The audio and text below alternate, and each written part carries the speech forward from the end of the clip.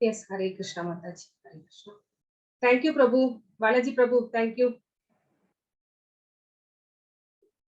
Hare Krishna Mataji. Hare Krishna Prabhu. Hare Krishna. நான் leave பண்ணிக்கிறேன் Mataji. Yes, yes. Right. Yes, Sundari Mataji. Hare Krishna. Hare Krishna devotees. Hare Krishna.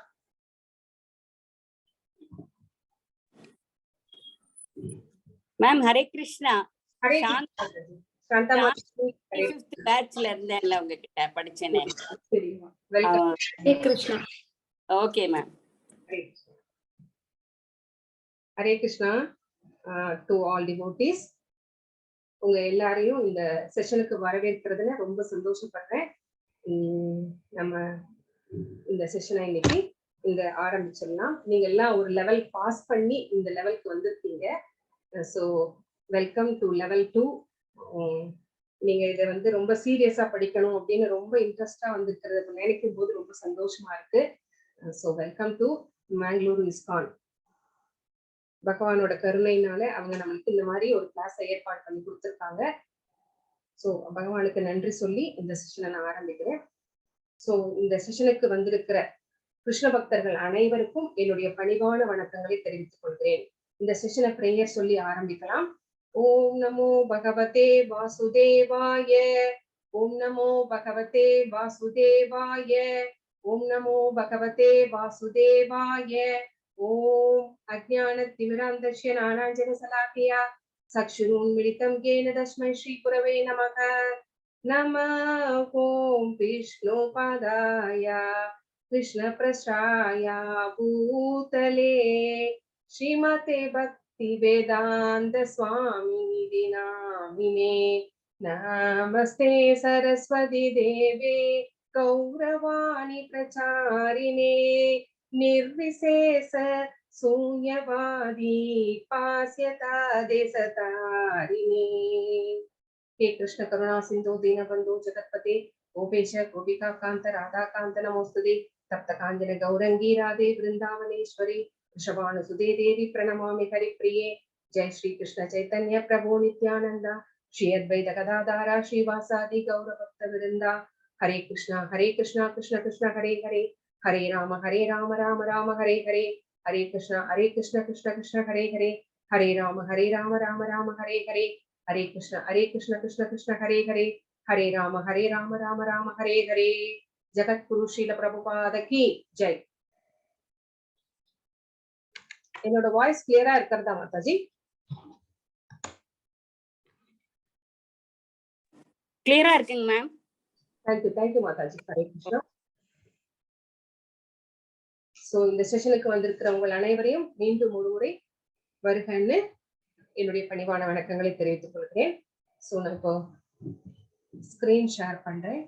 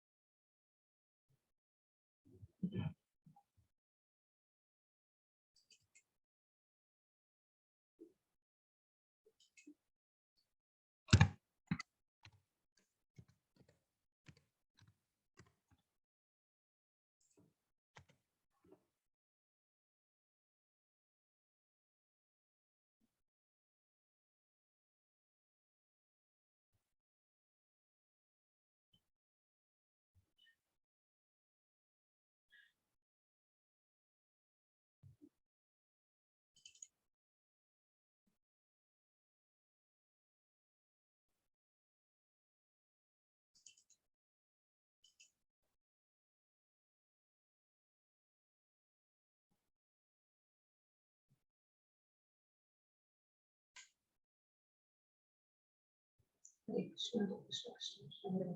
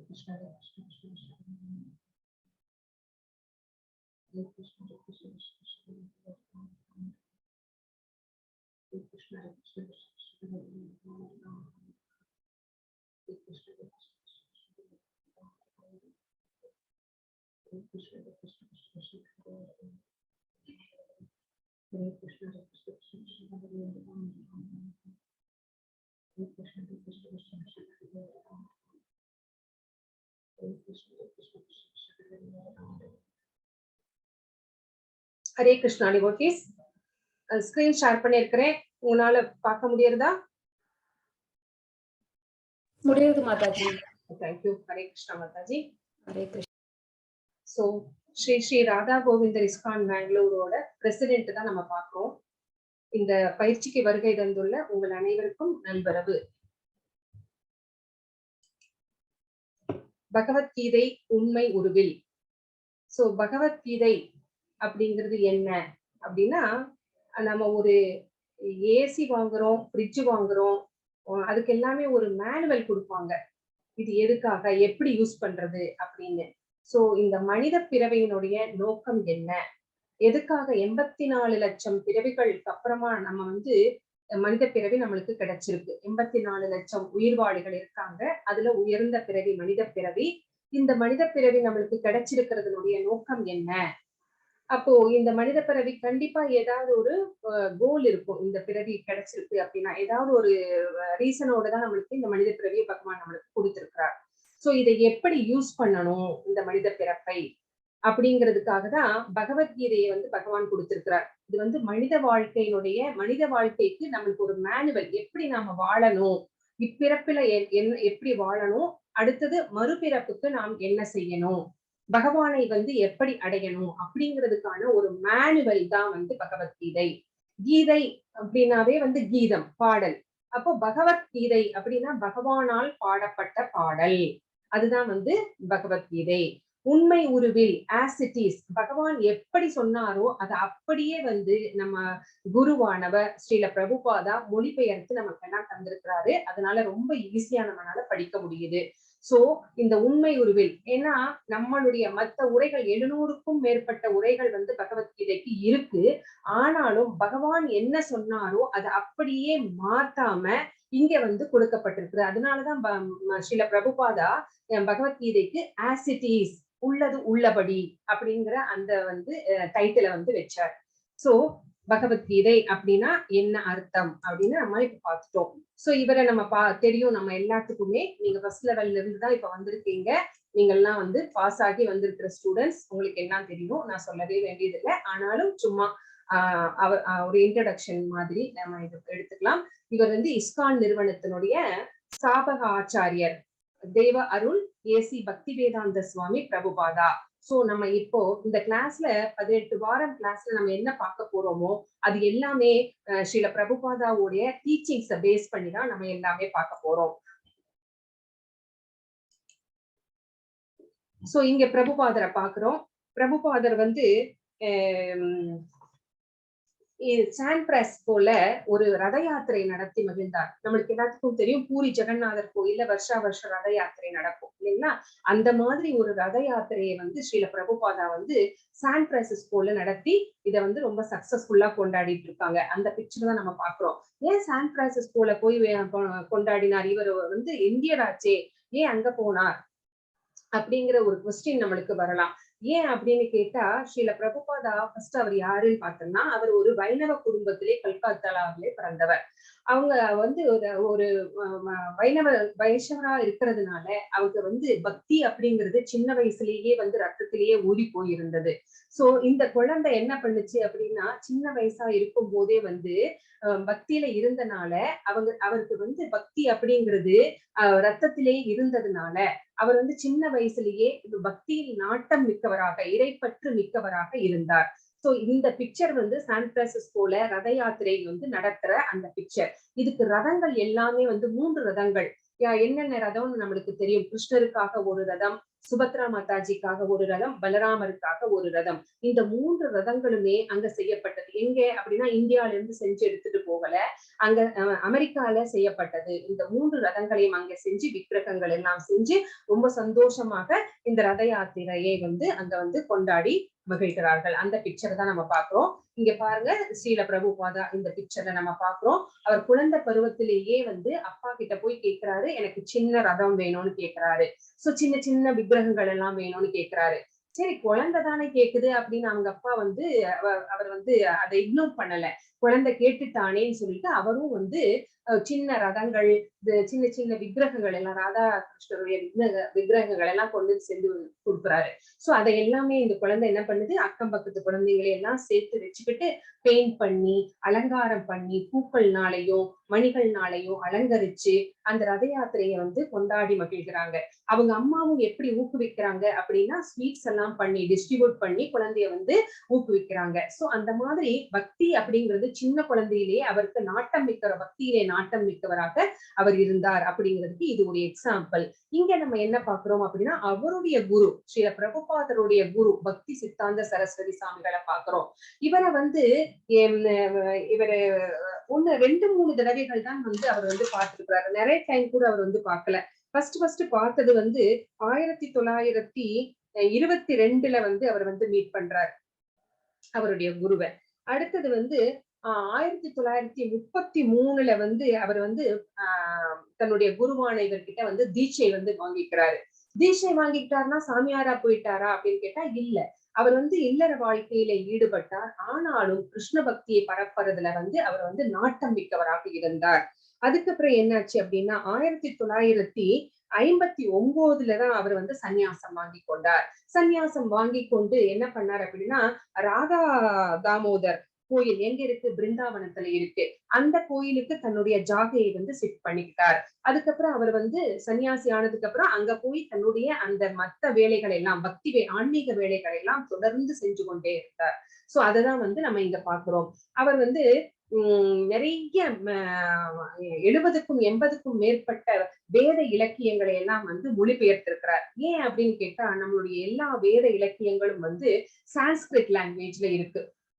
அந்த language வந்து மத்தவங்க எல்லாருனாலையுமே வந்து புரிஞ்சுக்க முடியாது, ரொம்ப கடினமானது.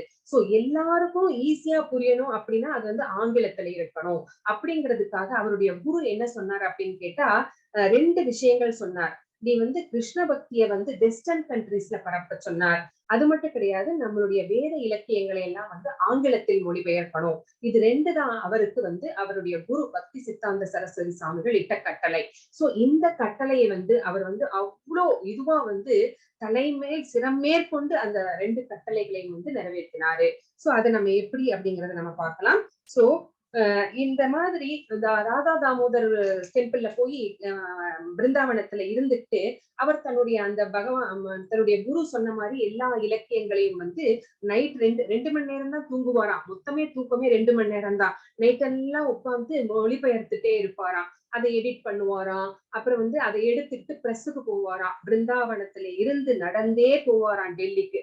சோ அங்க போய் பிரஸ்ல கொடுத்து பிரிண்ட் பண்ணி அதையெல்லாம் அந்த வேலைகள்ல எல்லாம் வந்து ஈடுபட்டுட்டு இருந்தாராம். அப்படி இருக்கும்போது அவர் வெயிலேயே நடந்து போறதுனால அவருக்கு 2 தடவை சன்ஸ்ட்ரோக் வந்துருச்சு. ஆனா கூட அவர் வந்து அதை வந்து பொருட்படுத்தவே இல்லை. தன்னுடைய நோக்கம், தன்னுடைய குரு சொன்னதை வந்து நிறைவேற்றணும் அப்படிங்கிறது மட்டும்தான் அவருக்கு மனசுல இருந்துச்சு. சோ அதனால அவர் வந்து தன்னுடைய குரு சொன்னத கட்டளைகளை வந்து நிறைவேற்றினோம் அப்படிங்கிற அந்த நோக்கத்தோடையே வந்து வாழ்ந்துட்டு இருந்தாரு. அப்புறம் இன்னொரு கட்டளை என்ன சொன்னாரு, வெஸ்டர்ன் கண்ட்ரீஸ்க்கு போய் நீங்க வந்து பரப்பணும் அப்படின்னு சொன்னாரு. இல்லைங்களா? அதனால அவர் என்ன பண்ணினார் அப்படின்னா 1965ல இந்த கப்பல் பாக்குறோம் பாத்தீங்களா, இது வந்து ஒரு கார்கோ ஷிப். இது வந்து சரக்கு கப்பல். சரக்கு கப்பல்ல வந்து மனிதர் யாருமே வந்து பீப்புள் வந்து டிராவல் பண்ண மாட்டாங்க. அது கூட்ஸ்க்காக.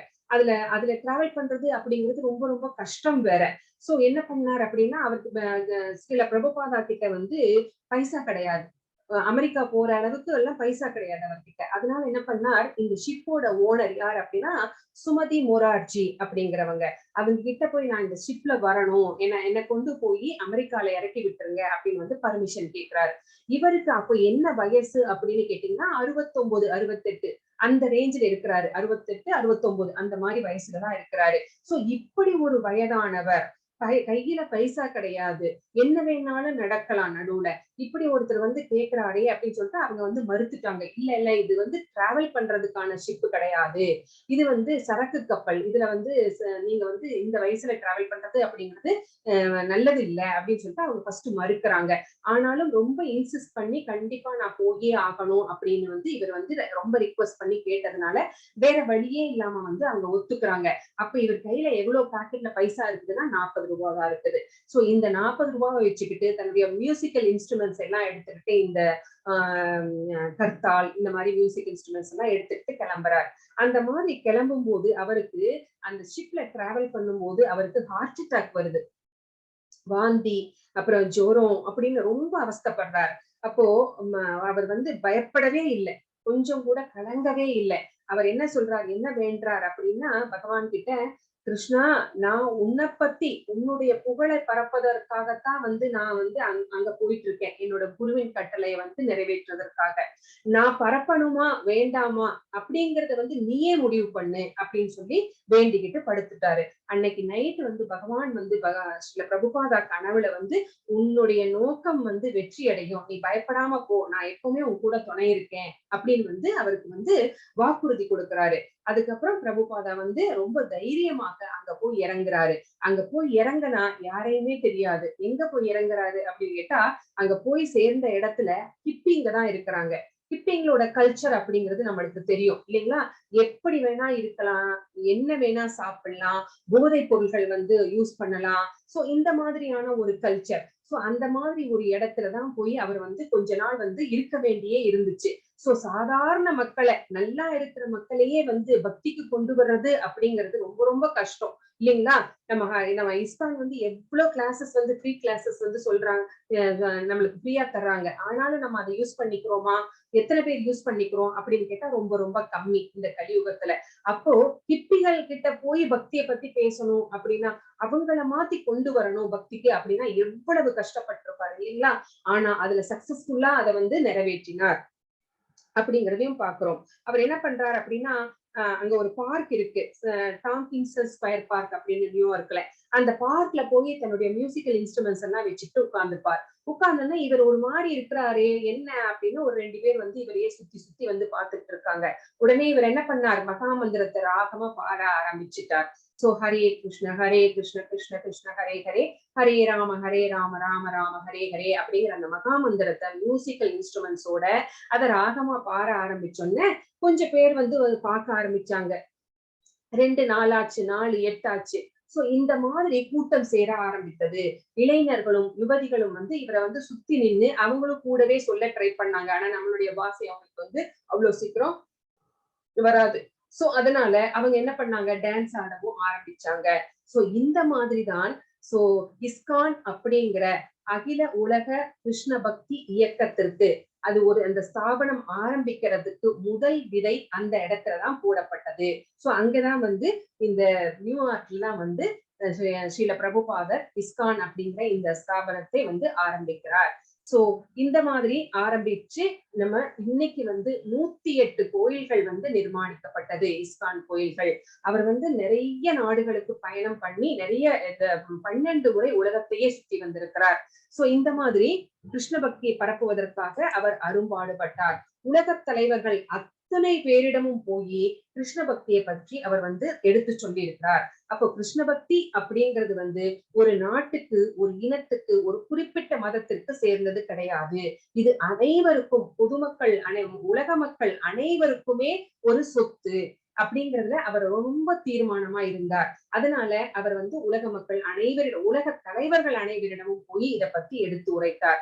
அதே மாதிரிதான் நம்ம நாட்டுல இருக்கிற தலைவர்கள் கிட்டையும் போய் பகவத்கீதையை வந்து பள்ளிகளில், கல்லூரிகளில் ஒரு பாடமாக வைக்கணும் அப்படிங்கிறதுக்காக நிறைய பேரை வந்து பாக்குறதுக்காக அப்பாயின்மெண்ட் கேட்டார். ஆனா கிடைச்சதா அப்படின்னு கேட்டா இந்திரா காந்தியை சந்திப்பதற்காக முயன்றார், மொரார்ஜி தேசாயை சந்திப்பதற்காக, இவங்கெல்லாம் முன்னாள் PM, அவங்க கிட்ட வந்து கேட்கிறார். ஆனா யாருமே வந்து ஒத்துக்கல, அதுக்கு வந்து எந்த சப்போர்ட்டும் கொடுக்கல.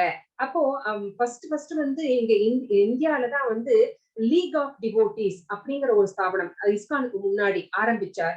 ஆனா அதுக்கு வந்து சப்போர்ட் கிடைக்காததுனால அவருடைய குருவனுடைய கட்டளைப்படி வெஸ்டர்ன் கண்ட்ரீஸ்ல தான் நம்ம வந்து கிருஷ்ண பக்தியை பரப்பணும் அப்படிங்கறது முடிவு பண்ணிதான் அவர் வந்து அங்க போனார். இங்க பாருங்க, இங்க வந்து என்ன பார்க்கிறோம் அப்படின்னா அவருடைய புத்தகங்கள் எல்லாமே ஆங்கிலத்தில் மொழிபெயர்க்கப்பட்ட புத்தகங்கள். சோ வேத இலக்கியங்கள் ரொம்ப ஈஸியா படிக்கணும் மேல்நாட்டினரும் அப்படிங்கிறதுக்காக இலக்கியத்தில் புலமை வாய்ந்தவராக இருந்ததுனால ரொம்ப ஈஸியா மொழிபெயர்க்க முடிஞ்சது. ஆனா மொழிபெயர்ப்பு அப்படிங்கிறது வந்து ரொம்ப ரொம்ப கஷ்டப்பட்டுதான் செஞ்சார். அந்த வயசுல 2 மணி நேரம் மட்டுமே தூங்கிட்டு, அதுவும் ஸ்ரீமத் பாகவதம் எல்லாம் மொழிபெயர்க்கும் போது அவருடைய கடைசி காலம், அந்த காலத்துல வந்து ரொம்ப கஷ்டப்பட்டு நான் எப்படியாவது என்னுடைய உயிரை விடுறதுக்கு முன்னாடி ஸ்ரீமத் பாகவதத்தை வந்து நான் மொழிபெயர்த்தரணும் அப்படின்னு ரொம்ப இதுவா வந்து நம்மளுக்காக செஞ்சு கொடுத்துட்டு போயிருக்கிறார். அவருடைய இந்த பக்தி வந்து ரொம்ப ரொம்ப நம்மளால நினைச்சு பார்க்க முடியாதது. சோ 65 77 வரைக்கும் 12 தடவை வந்து இந்த கண்ட்ரிஸ்க்கெல்லாம் போய் ஹரே கிருஷ்ணா நாமத்தை வந்து பரப்பி இருக்கிறார். எந்தெந்த கண்ட்ரிஸ்க்கெல்லாம் போனார் அப்படின்னா, இந்தியாலதான் நம்ம பிறந்தோம். சோ இந்தியால France, Germany, Fiji, Sweden, Philippines, Switzerland, United Kingdom, Canada, Kenya, Iran, Venezuela, Malaysia, USA, Japan, New Zealand, Mauritius, South Africa, Netherlands, Indonesia, Australia, Hong Kong, Mexico, Italy 1. இதெல்லாம் நம்பர் என்ன போட்டிருக்காங்க அப்படின்னா எத்தனை தடவை வந்து சுத்தி வந்தார், இந்த கண்ட்ரிஸ்ல எத்தனை தடவை வந்து டிராவல் பண்ணினார் அப்படிங்கிறதுக்காக தான் இந்த மாதிரி கொடுத்திருக்காங்க. 2 times 3 times அப்படிங்கிறதுக்காக இங்க நம்ம பாக்குறோம் இத்தனை நம்பர். சோ இத்தனை தடவை வந்து அவர் வந்து சுத்தி வந்துட்டு இருக்கார். இவங்க யாரு அப்படின்னு கேட்டா Mangalore ISKCON deities. Sri Sri Radha Govindar ISKCON மேங்களூருக்கு நம்முடைய பணிவான வணக்கங்களை சமர்ப்பித்து விடலாம். ஹரே கிருஷ்ண கிருஷ்ண கிருஷ்ண ஹரே ஹரே, ஹரே ராம ராம ராம ஹரே ஹரே. இந்த இஸ்கான் மேங்களூர் கோயில் எங்க அமைஞ்சிருக்கு அப்படின்னு கேட்டீங்கன்னா, தேங்காய் தோட்ட சாலை, டோல்கேட், கத்ரி, மேங்களூர், கர்நாடகா. இந்த கோயிலோட பிரசிடென்ட் நம்ம ஃபர்ஸ்ட் பிக்சர்ல பார்த்தோமே, நாமனிஸ்தா தாஸ் அப்படிங்கிறவங்க. சோ இவங்க வந்து பிடெக் முடிச்சிருக்கிறார் IIT கான்பூர்ல.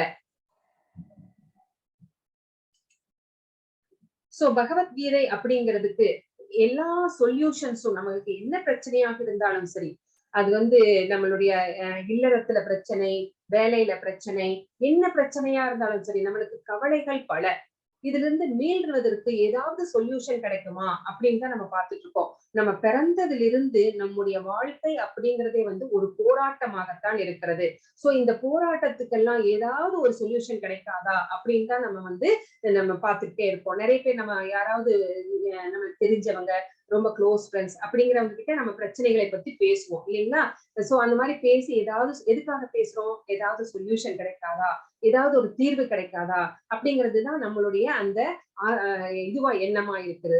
சோ நம்மளுடைய என்ன பிரச்சனையாக இருந்தாலும் சரி, என்ன சந்தேகமாக இருந்தாலும் சரி, சோ இந்த பகவத்கீதை அப்படிங்கிறது ஒரு பெரிய நம்மளுக்கு ஒரு என்ன சொல்றது, நம்மளுடைய பிரச்சனைகளுக்கெல்லாம் தீர்வு அடங்கிய ஒரு பொக்கிஷம் அப்படின்னே சொல்லலாம். சோ இது ஒரு காவிய வேதம் அப்படின்னு சொல்றாங்க. சோ இது யாரால் சொல்லப்பட்டிருக்கிறது அப்படின்னா மகாத்மா காந்தி சொல்றாரு.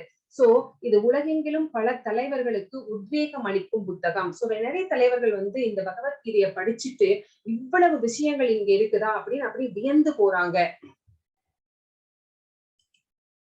கீதையை தியானிப்பவர்கள் ஒவ்வொருவரும் ஒவ்வொரு நாளும் புதிய மகிழ்ச்சியையும் புதிய அர்த்தங்களையும் பெறுவார்கள்.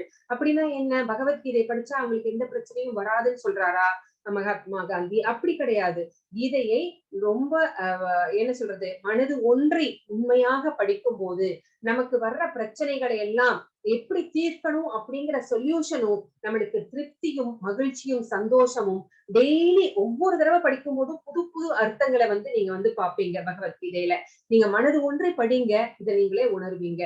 இப்போ ஐன்ஸ்டீன் என்ன சொல்றார் அப்படின்னு பார்த்தா, பகவத்கீதையை படித்து கடவுள் இந்த பிரபஞ்சத்தை எவ்வாறு படைத்தார் என்பதை பற்றி சிந்திக்கும் பொழுது மற்ற அனைத்தும் மிதமிஞ்சியதாக தெரிகிறது.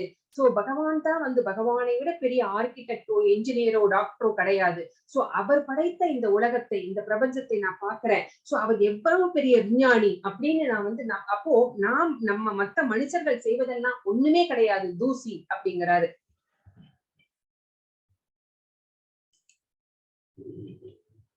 சோ நம்ம வந்து நம்ம சார்ஜ் பண்றோம் நம்ம மொபைல. அப்போ அந்த சார்ஜர்ல ஏதாவது ஒரு டேமேஜ் இருந்ததுன்னு வச்சுக்கோங்களேன், அது ஒழுங்கா சார்ஜ் ஆகாது. அப்போ என்னன்னா சோர்ஸ்ல இருந்து எல்லாமே வந்து கரெக்டான முறையில ரிசீவ் பண்ண முடியாது இல்லைங்களா? அதுதான் இங்க. அப்போ என்ன சொல்றாங்க அப்படின்னா, பகவத்கீதையை வந்து யார்கிட்ட இருந்து நம்ம வந்து கேட்கணும். எல்லாருமே வந்து இப்போ உபன்யாசம் பண்றாங்க. உபன்யாசம் பண்ணும் போது காசு வாங்கிட்டு பண்றாங்க. சோ காசு வாங்கிட்டு பண்றவங்க மக்களை சந்தோஷப்படுத்துவதற்காக கொஞ்சம் அவங்க வேற ஏதாவது விஷயங்களை கூட சேர்த்து சொல்வதற்கு சான்ஸ் இருக்குது. அந்த மாதிரி பணத்துக்காக சொல்றவங்க கிட்ட போய் நம்ம வந்து பகவத்கீதையை கேட்க கூடாது. அப்ப யார்கிட்ட இருந்து கேட்கறது அப்படின்னா, யார் வந்து டிசிப்ளிக் சக்சஷன்ல வர்றாங்களோ அந்த குருமார்கள் கிட்ட இருந்துதான் நம்ம வந்து பகவத்கீதையை கேட்கணும். இங்க பாருங்க, பகவான் வந்து பிரம்மாவுக்கு சொல்றார், பிரம்மா நாரதருக்கு சொல்றார். அங்கிருந்து அப்படியே குருமார்களுக்கு வந்து 32வது குருவா வந்து ஸ்ரீல பிரபுபாதா இருக்கிறார். சோ அந்த மாதிரி ஒரு குருவிடம் இருந்துதான் வந்து ஒரு சங்கிலி தொடராக அந்த குரு பரம்பரையில் வந்தவர்கள் கிட்ட இருந்துதான் நம்ம வந்து பகவத்கீதையை வந்து கேட்டுக்கணும். சோ கீதை அப்படிங்கிறது ஒரு பரந்த புத்தகம். சோ இத வந்து ஆய்வு செய்யணும், இதை நல்லா படிக்கணும் அப்படின்னா 1 வருஷம் கூட ஆகும். 18 வாரத்துல நம்மளால முடியாது அப்படிங்கறத நம்ம பார்த்தோம். சோ இது வந்து ஒருத்தரை வந்து நல்லா படிக்கணும் அப்படிங்கிற ஒரு ஆர்வத்தை தூண்டுவதற்காக தான் வந்து இது வந்து இந்த கிளாஸஸ் எல்லாம் இப்போ 18 நாள் கிளாஸஸ் உங்களுக்கு ஏற்பாடு பண்ணியிருந்தாங்க. இப்ப நீங்க வந்து அடுத்ததா பாஸ் பண்ணி அடுத்த லெவலுக்கு வந்திருக்கீங்க. சோ அர்ஜுனனுடைய கலக்கம், மாயை தோற்றம், கிருஷ்ணரின் ஏற்பாடு என்பதை புரிந்து கொள்ள வேண்டும். இது வந்து 2 பேத்துக்கு நடக்கிற கான்வர்சேஷன் பகவத்கீதை அப்படிங்கிறது. சோ அந்த பகவத்கீதை கான்வர்சேஷன் யார் யாருக்கு? அர்ஜுனருக்கும் கிருஷ்ண பரமாத்மாவுக்கும் 2 பேத்துக்கும் நடுவுல நடக்கிறது. சோ இப்போ 2 பேரும் ஃப்ரெண்ட்ஸா இருக்கிறாங்க அப்படின்னா 2 பேரும் வந்து சேமா தான் இருப்பாங்க இல்லைங்களா? ஸ்டேட்டஸ் ஆகட்டும், நாலேஜ் ஆகட்டும். அப்படி இருக்கும்போது ஏன் வந்து அர்ஜுனர் வந்து கலங்குகிறார், ஏன் வந்து அர்ஜுனர் மாயையில் தள்ளப்படுகிறார் அப்படின்னு பார்த்தோம் அப்படின்னா, அது வந்து பகவானால் செய்யப்பட்ட ஏற்பாடு. அவரை அறியாமையில் ஆழ்த்தி அவரை வந்து கொஸ்டின்ஸ் கேட்க வைக்கிறார். சோ அது எதுக்காக அப்படின்னா, பின்னாடி இந்த மக்களும் வந்து இந்த மாதிரி கொஸ்டின்ஸ் எல்லாம் கேட்பாங்க, அவங்களுக்கு யார் தெளிவுபடுத்துவது?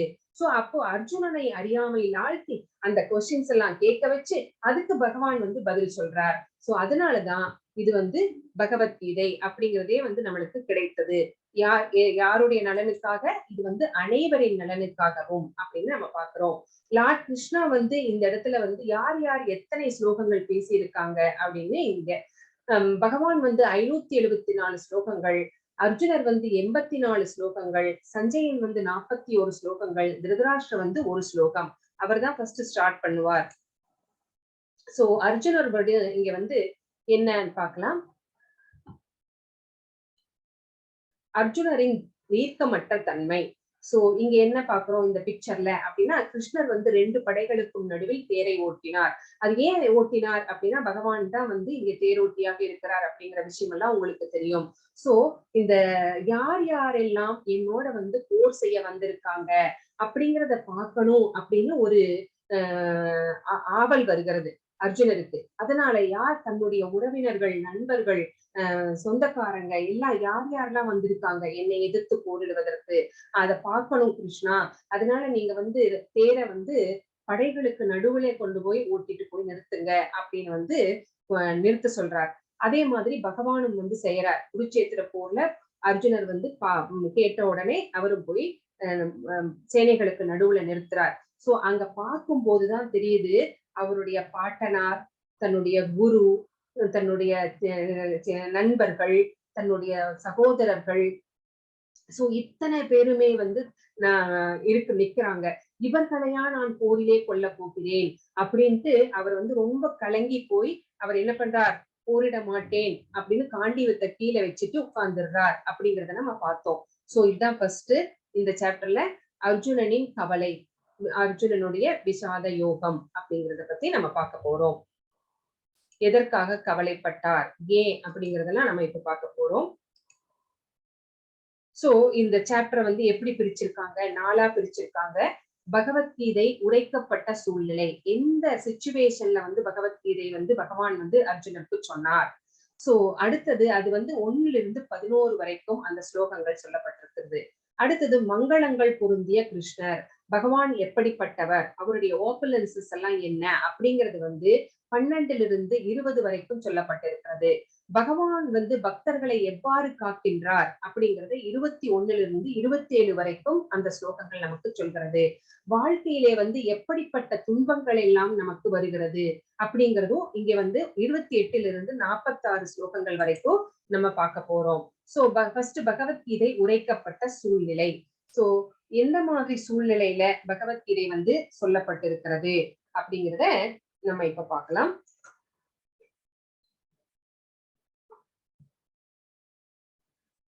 குருவம்சம் இல்லைங்களா? குருவம்சம் அப்படிங்கிறது அந்த டைனாசிட்டி பத்தி நம்மளுக்கு தெரியும்.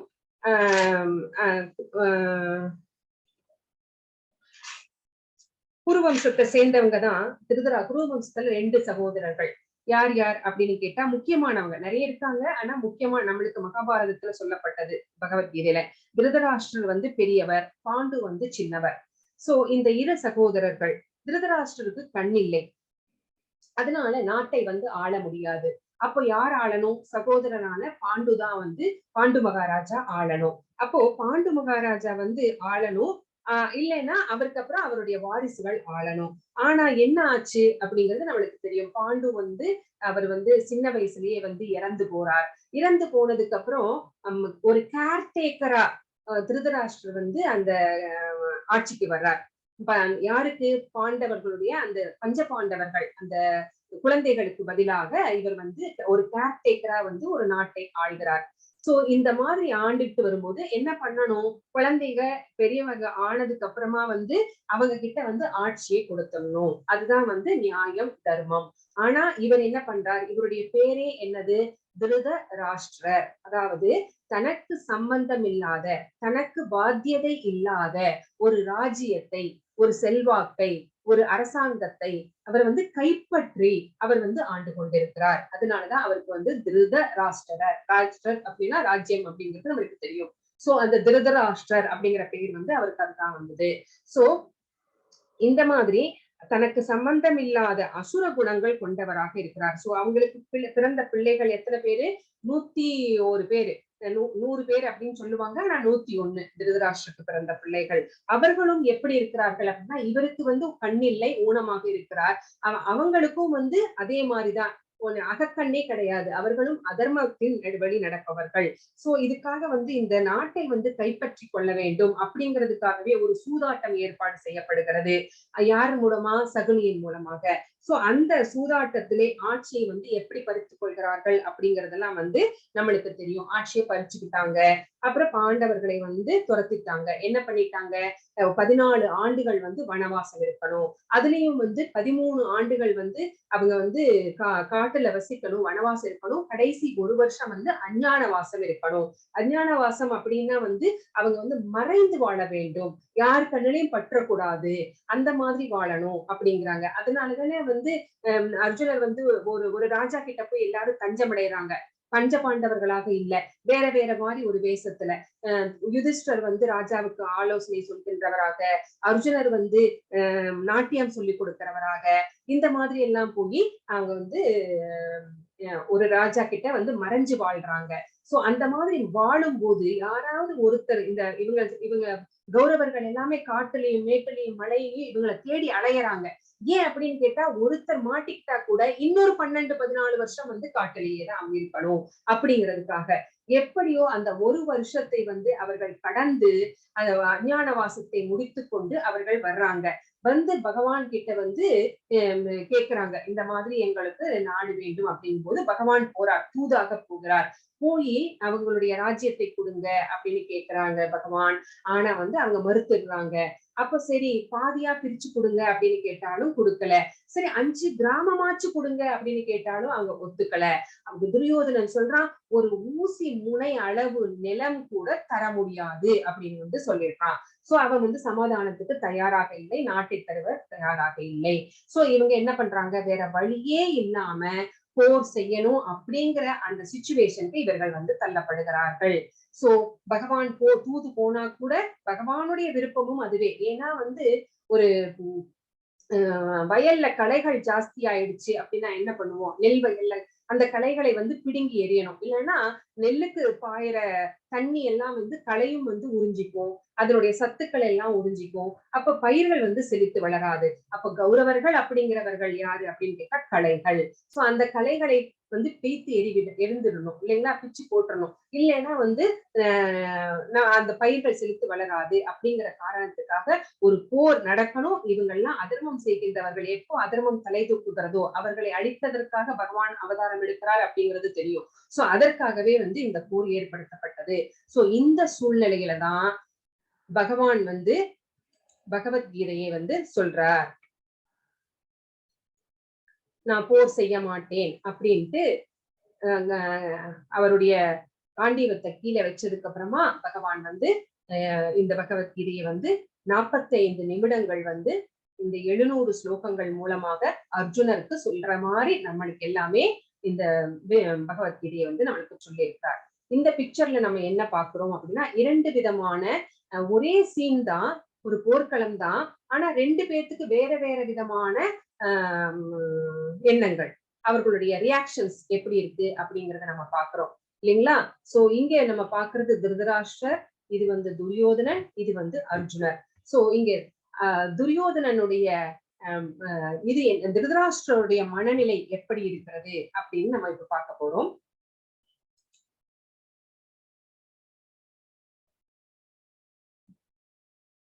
ஃபர்ஸ்ட் இந்த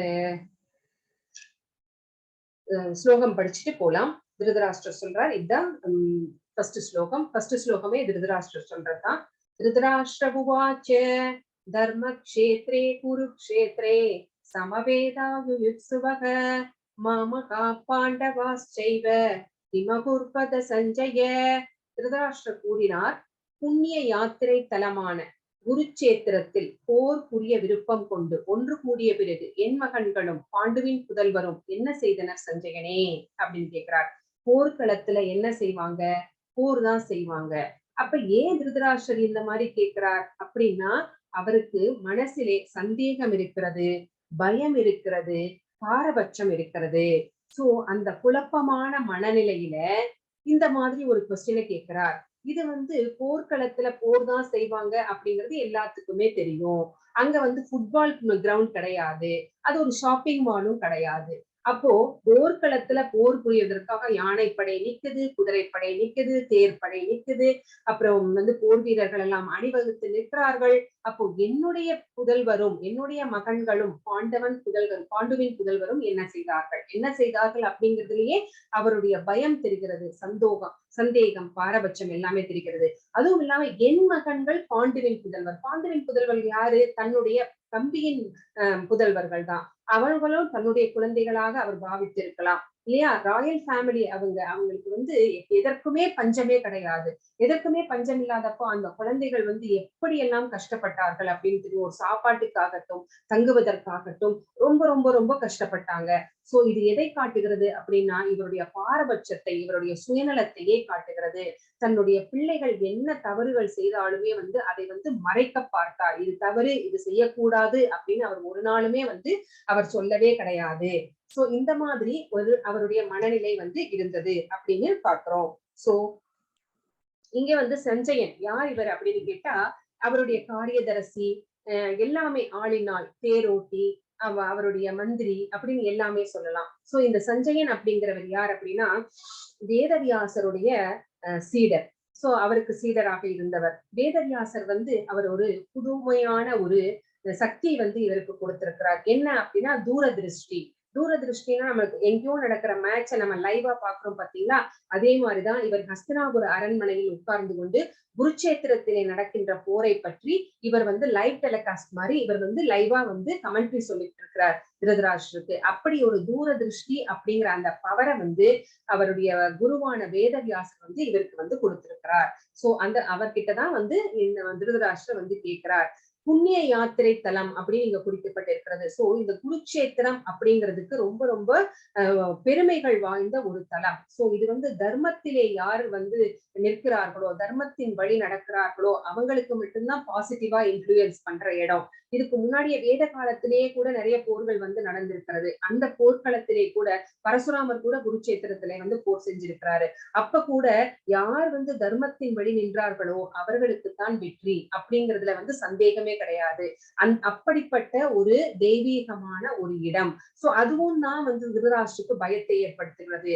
இது புண்ணிய தலமாயிற்றே, தர்மத்தில் நடப்பவர்களுக்கு தானே வெற்றியை தரும், தன்னுடைய பிள்ளைகள் அதர்மிகள் ஆயிற்றே, அவர்களுக்கு எப்படி இதிலே வந்து வெற்றி கிடைக்கும் அப்படிங்கிற சந்தேகங்கள், பயம், பாரபட்சம், இது எல்லாமே வந்து அவருடைய மனநிலையாக அங்கே அவருக்கு இருக்கிறது.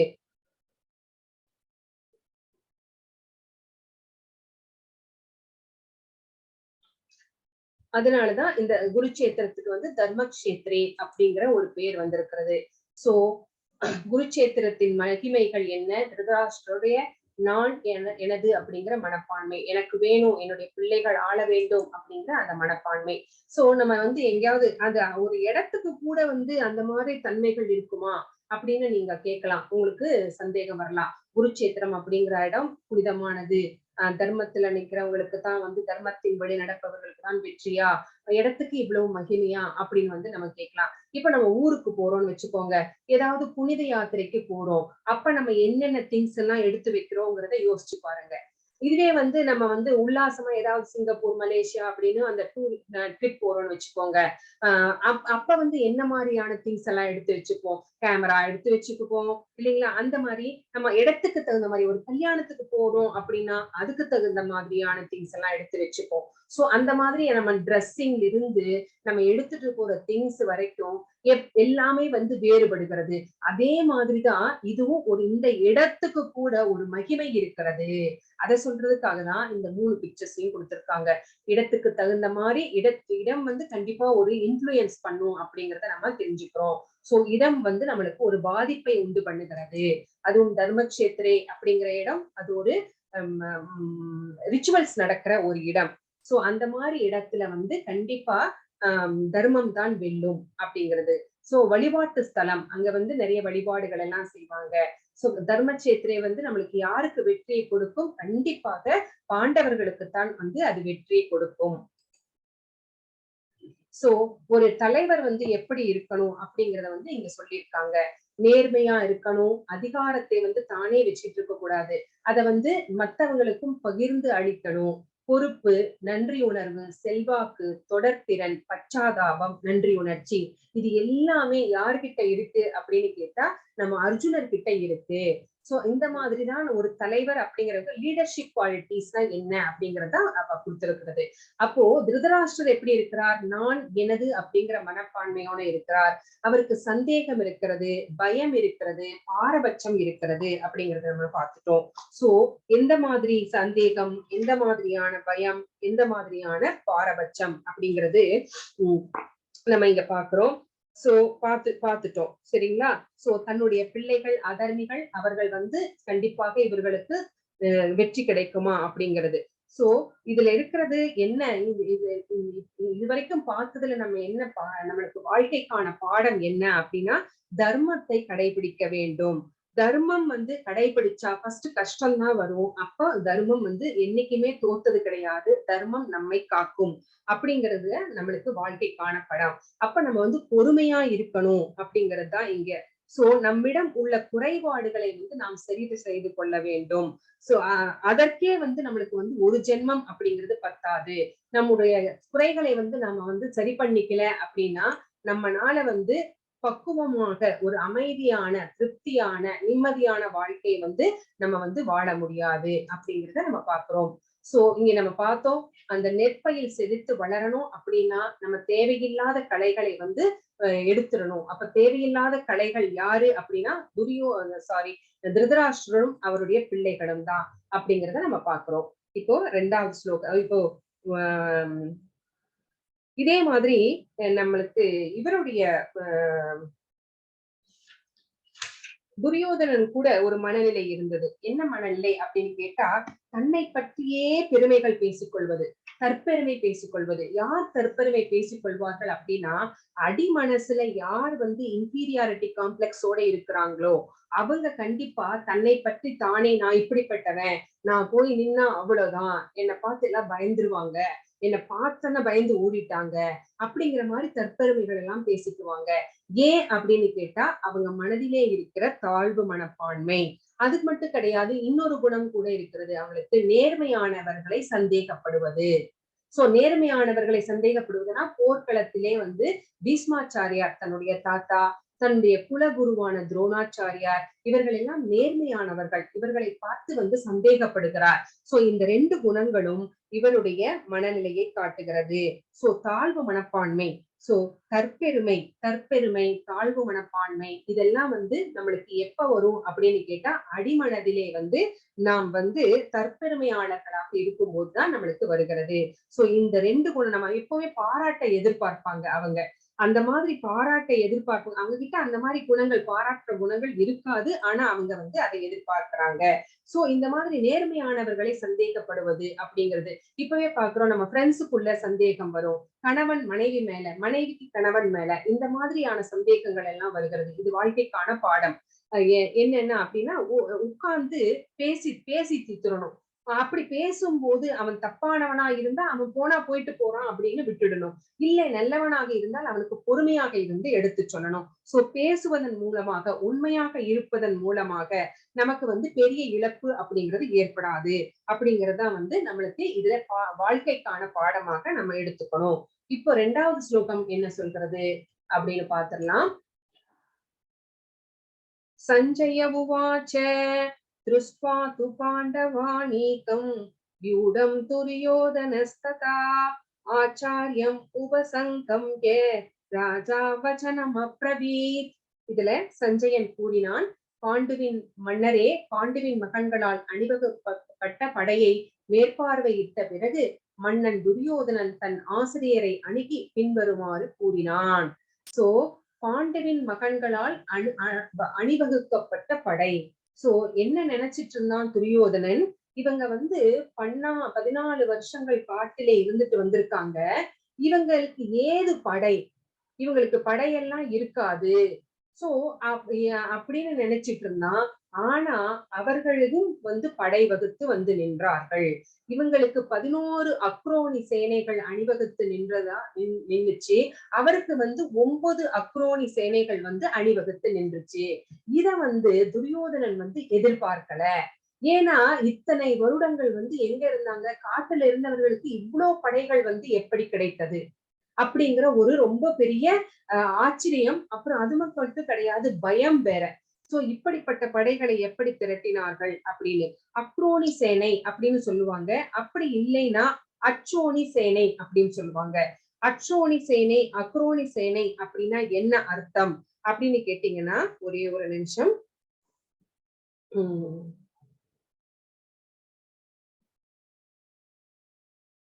அதுல என்னென்னலாம் இருக்கு அப்படின்னு நம்ம பார்க்கலாம். இப்போ அக்ரோனி சேனையில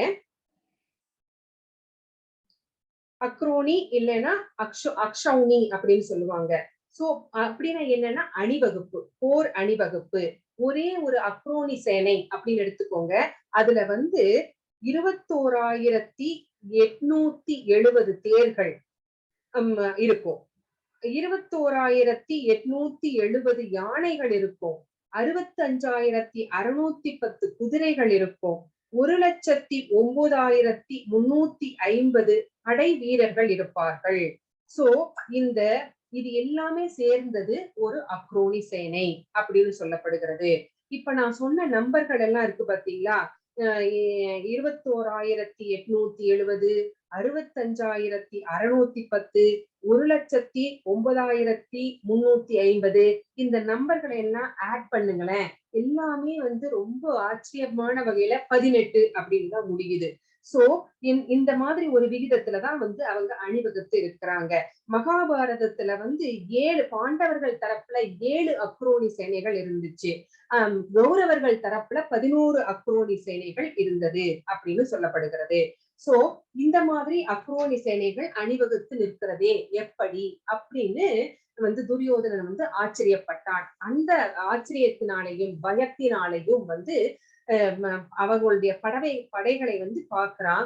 பார்த்துட்டு எங்க போறான் அப்படின்னு கேட்டா தன்னுடைய ஆசிரியர், தனக்கு யார் வந்து குலகுருவாக இருந்தார், துரோணாச்சாரியார். அதே துரோணாச்சாரியார் தான் பாண்டவர்களுக்கும் குலகுருவாக இருந்தார். சோ இவங்க பாண்டவர்களாகட்டும் கௌரவர்களாகட்டும் எல்லாத்துக்குமே வந்து மிலிட்டரி ஆர்ட்ட சொல்லி கொடுத்தது இவர்தான். சோ இப்படிப்பட்ட ஆசிரியரை பார்த்து என்ன சொல்றார் அப்படின்னா, பாண்டுவின் மகன்களால் அணிவகுப்பட்ட மேற்பார்வையிடுறாரு. விட்டுட்டு அதுக்கப்புறம் என்ன சொல்றாரு அப்படின்னு நம்ம பாக்குறோம். இங்க பாருங்க, துரியோதனன் துரோணாச்சாரியாரின் குறைகளை ராஜதந்திரத்துடன் சுட்டி காண்பித்தான். சோ அங்க வந்து தன்னுடைய குலகுருவான துரோணாச்சாரியாரை பத்தி ரொம்ப தாழ்வாக பேசுகிறான். அவருடைய குறைகளை வந்து சுட்டி காட்டுகிறான். சோ நம்ம கூட நம்ம வாழ்க்கையில சில எதிர்மறை ஆளர்களால் சூழ்ந்திருக்கிறோம். நமக்கு வாழ்க்கையில நம்மளுடைய நண்பர்கள் சுற்றி இருப்பவர்கள் வந்து பாசிட்டிவா இருந்தாங்கன்னா பரவாயில்ல. இதே வந்து கெட்ட பழக்கங்கள் நிறைந்த அந்த மாதிரி ஆப்போசிட்டா இருக்கிறவங்க வந்து இருந்தாங்கன்னா அப்படின்னா அந்த பாதிப்பு நம்மையும் நமக்கும் அது பாதிப்பை ஏற்படுத்தும் அப்படிங்கிறத நீங்க எல்லாருமே ஒத்துக்குவீங்க. சோ அதுதான் இங்க நம்ம என்ன சொல்றார் அப்படின்னு நம்ம பார்க்கலாம். 3வது ஸ்லோகத்துல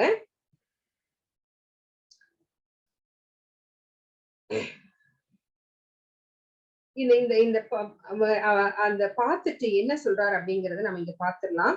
பார்வையிட்டவுடன் தன்னுடைய துரோணாச்சாரியாரிடம் போய் உண்மை நிலையை உரைக்கிறாளாம். என்ன சொல்றான் அப்படின்னா, இங்க வந்து நீங்க என்ன பண்ணினீங்க, திருஷ்டத்யும்னன் யார் வந்து பாண்டவர்களுடைய படையை அணிவகுத்து இருப்பது அப்படின்னா துரியோதனனுடைய மகனான திருஷ்டத்யும்னன்.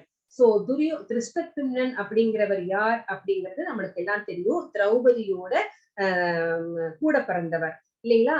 அந்த வேள்வித்தீயிலே துருபதனுடைய வேள்வித்தீயிலே 2 பேர் பிறந்தாங்க.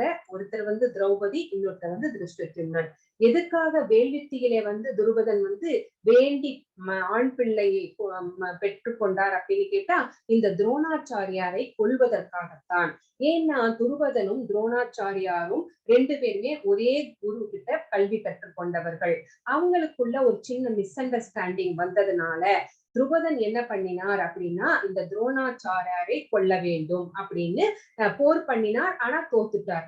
அதனால அந்த கோவத்துல வேள்வி நடத்துறார். அந்த வேள்வியிலே எனக்கு ஒரு மகன் வேண்டும், அந்த மகன் வந்து இந்த துரோணாச்சாரியாரை கொல்ல வேண்டும் அப்படின்னு வேண்டிக்கிறார். அதே மாதிரி மகனும் கூடவே ஒரு மகளும் வந்து பிறக்கிறாங்க. அதுதான் வந்து திருஷ்டத்யும்னனும் திரௌபதியும். சோ திருஷ்டத்யும்னன் வந்து பாண்டவர்கள் பக்கத்துல படையை அணிவகுத்து நிற்கிறார். ஆப்போசிட்ல துரோணாச்சாரியார் குரு நிற்கிறார். அதனாலதான் துரியோதனனுக்கு கோபமா இருக்கிறது. ஏன் அப்படின்னா இந்த திருஷ்டத்யும்னன் மிலிட்டரி ஆர்ட் கத்துக்கிறதுக்காக இந்த துரோணாச்சாரியார் கிட்டயே வர்றார். துரோணாச்சாரியாரும் கொஞ்சம் கூட எப்படி இருந்தாலும் நான் சாகத்தானே போறேன், அவன் கையில செத்துட்டு போறேன், இப்ப என்ன அப்படின்னு அவனுக்கு எல்லா போர்க்கலைகளையும் கற்றுக் கொடுக்கிறார். பெரிய மனப்பான்மையோட, பரந்த மனப்பான்மையோட. சோ எல்லாத்தையும் கத்து கொடுத்தீங்களே நீங்க, இப்ப பாருங்க உங்களை கொல்றதுக்காக ஆப்போசிட்ல நின்றுட்டு இருக்கிறான் அப்படின்னு அந்த கோபத்தை வந்து தன் ஆசிரியர் மேல இங்க காமிக்கிறார். எனது ஆசிரியரே, ஃபர்ஸ்ட் ஸ்லோகம் படிச்சிடுறேன். பஷ்யைதாம் பாண்டு புத்ராணாம் ஆச்சாரிய மகதீம் சமோம் வியூடாம் த்ருபத புத்ரேன தவ சிஷ்யேன தீமதா. என் ஆசிரியரே, இதோ பாண்டுவின் மகன்களின் பெரிய படையை உங்கள் புத்திசாலித்தனமான சீடரான துருபதாவின் மகன் திருஷ்டத்யும்னன் திறமையாக ஏற்பாடு செய்திருக்கிறான் பாருங்கள் அப்படின்னு கோபத்தோட இங்க வந்து சொல்றார். சோ அப்போ துரோணாச்சாரியர் கிட்ட என்ன சொல்ல வருகிறார் அப்படின்னு பார்த்தா, நீங்க வந்து எச்சரிக்கையாக இருங்கள். ஏன்னா உங்களை கொல்றேன்னு சொல்லிட்டு தான் அவன் வந்து நிக்கிறான். அதனால நீங்க ரொம்ப எச்சரிக்கையா இருக்கணும். அது மட்டும் கிடையாது, பாண்டவர்களுக்கும் இவர்தான் வந்து குரு அப்படிங்கிறதுனால அவர்கள் மேல, அதுவும் முக்கியமா அர்ஜுனன் மேல ரொம்ப பாசம் ஜாஸ்தி, இவருக்கு பற்று ஜாஸ்தி. அதனால வந்து நீங்க அவங்களுக்கு வந்து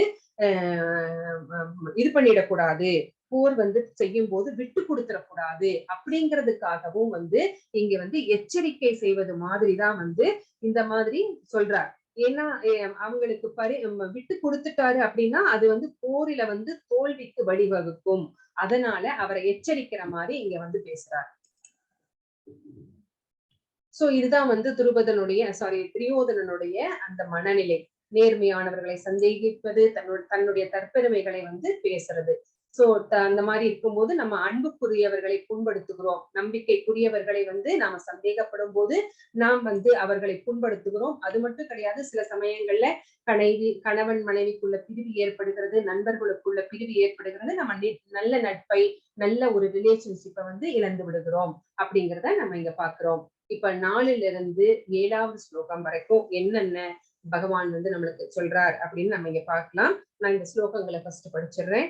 அத்ர சூரா மகேஸ்வாசா பீமார்ஜுன சமாயுதி யுயுதானோ விராடஸ்ய துருவதஸ்ய மகாரதா யுதாமன்யுஸ்ஸ விக்ராந்த உத்தமௌஜாஸ வீர்யவான் சௌபத்ரோ திரௌபதேயாஸ்ச சர்வ ஏவ மகாரதா அஸ்மாகம் து விஷ்டாயே தான்நிபோதத்விஜோதம நாயகா மம சந்யஸ்ய சம்னார்த்தம் தான் பிரவீமிதே. இங்க ஒரு ஸ்லோகம், 5வது ஸ்லோகம் நான் படிக்கிறேன்னு நினைக்கிறேன். திருஷ்டகேதுசேதிதான காசிராஜஸ்ய வீர்யவான் ருஜிதிக்குந்திபோஜஸ்ய சைத்யஸ்ய நரபுங்கவ. சோ இந்த 4 ஸ்லோகங்கள் என்ன சொல்கிறது அப்படின்னு பார்த்தோம்னா, அந்த சேனையில் பீமனுக்கும் அர்ஜுனனுக்கும் சமமான வில்லாளிகள் பலரும் இருக்கின்றனர். சோ யுயுதானன், விராடன், துருபதன் போன்ற மாபெரும் வீரர்கள் உள்ளனர். இதுதான் வந்து 4th ஸ்லோகம் சொல்கிறது. அதாவது துரோணாச்சாரியார் மிகச்சிறந்த போர்க்கலை அவருக்கு, துரோணாச்சாரியாருக்கு. அவரோட கம்பேர் பண்ணும்போது திருஷ்டத்யும்னன் அவரோட சீடனாக இருந்தவர் தான். சோ 2 பேர்த்தையும் வந்து கம்பேர் பண்ண வேண்டாம். ஏன்னா குருவையும் சீடனையும் கம்பேர் பண்ணா குருதான் வந்து ஜெயிப்பார் அப்படிங்கிறது நம்மளுக்கு எல்லாம் தெரியும். சோ பயப்பட தேவையில்லை. சோ வெற்றியின் பாதையில் யார் யாரெல்லாம் தடைக்கற்களாக இருக்கின்றார்கள் அப்படின்னு ஒரு துரியோதனன் வந்து ஒரு கால்குலேட் பண்றான். அப்போ பீமனும் அர்ஜுனனும் தான் அவன் கண்ணுக்கு தெரியறாங்க. சோ இவங்களதான் வந்து எதிர்க்கவே முடியாது. எப்பவுமே பீமன் மேல வந்து ரொம்ப ஒரு பொறாமை துரியோதனனுக்கு இருக்கிறது. சோ பீமனுடைய அர்ஜுனனுடைய பலத்தை அறிந்திருந்ததுனால அவன் வந்து இந்த மாதிரி யார் அவர்களோட ஒப்பிடலாம், அவங்களுக்கு ஈக்குவலா யார் வந்து பலசாலியாக இங்க இருக்கிறார்கள் அப்படிங்கறதெல்லாம் ஒப்பிட்டு பார்த்துட்டு இருக்கிறாரு. இதுதான் வந்து 4வது ஸ்லோகம் நம்ம பார்த்தோம். அடுத்தது என்னன்னா, திருஷ்டகேது, சேகிதானன், காசிராஜன், ருஜித், குந்திபோஜன், சைத்யன் போன்ற சிறந்த பலம் மிக்க போர் வீரர்கள் பலரும் உள்ளனர். வேற யார் யாரெல்லாம் இருக்கிறாங்க அப்படின்னு பாக்குறான். இவங்க எல்லாருமே இருக்கிறாங்க அப்படிங்கிறது தெரியுது. அடுத்தது 6வது ஸ்லோகத்துல வீரரான யுதாமன்யு, பலமுள்ள உத்தமௌஜன் மற்றும் சுபத்திரையின் புதல்வனும் திரௌபதிகள் குமாரர்களும் இவர்கள் இருக்கின்றார்கள். சோ இப்பெல்லாம் பாண்டவர்களுடைய படையதான் பார்த்துட்டு இருக்கோம் நம்ம.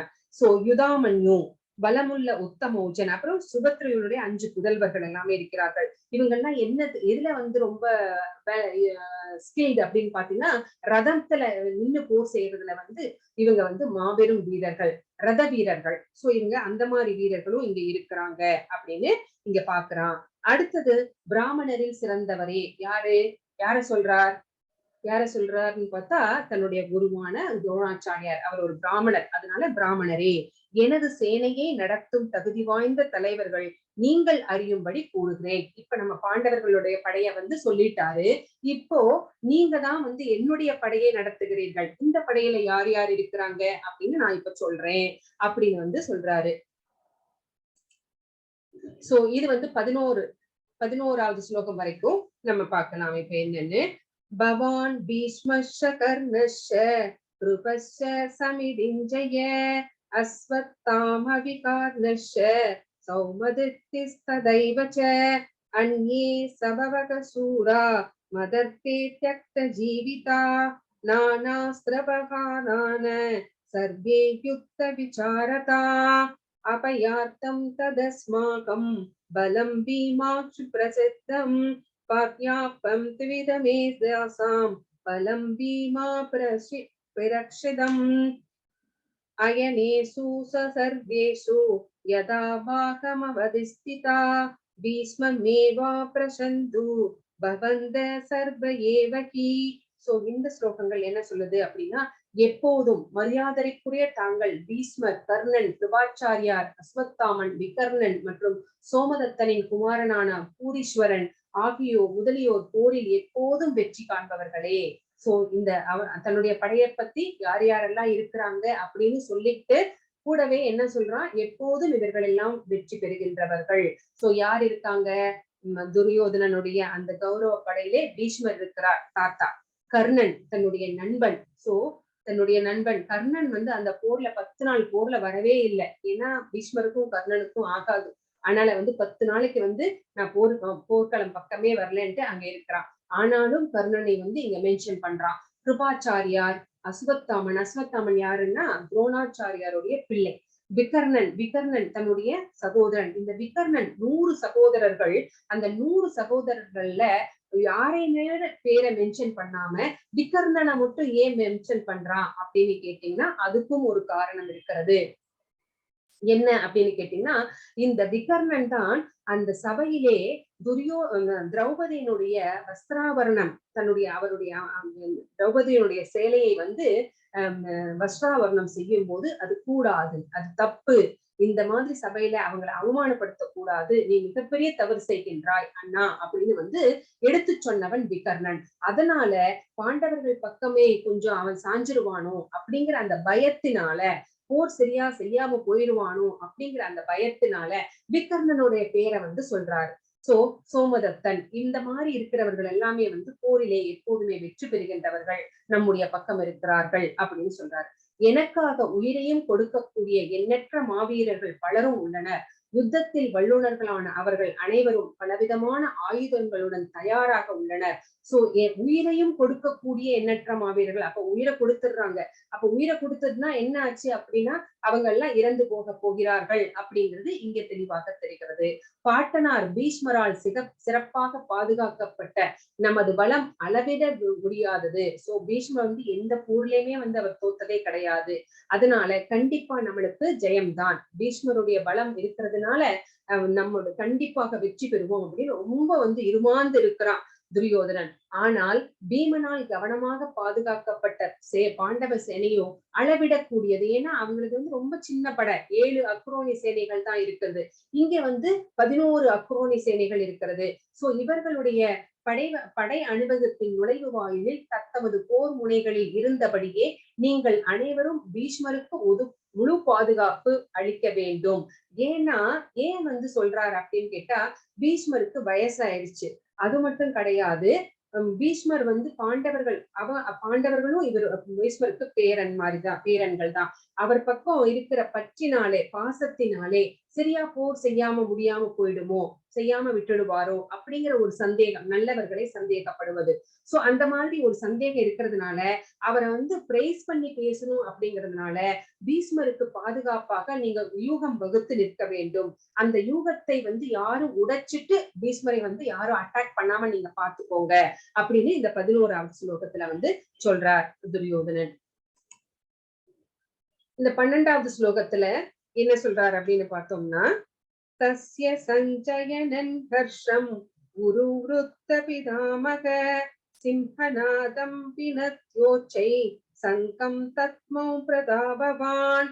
இதுல குருவம்சத்தின் பெரு வீரரும் முதியவரும் போர் வீரரின் பாட்டனாரும் தனது சங்கை சிங்க கர்ஜனை போன்று உரக்க ஊதி துரியோதனனுக்கு மகிழ்ச்சியை கொடுத்தார். சோ இந்த மாதிரி அவன் சந்தேகப்படுறான் தன்னை அப்படிங்கிறதுக்கு பீஷ்மருக்கு தெரியாதா என்ன?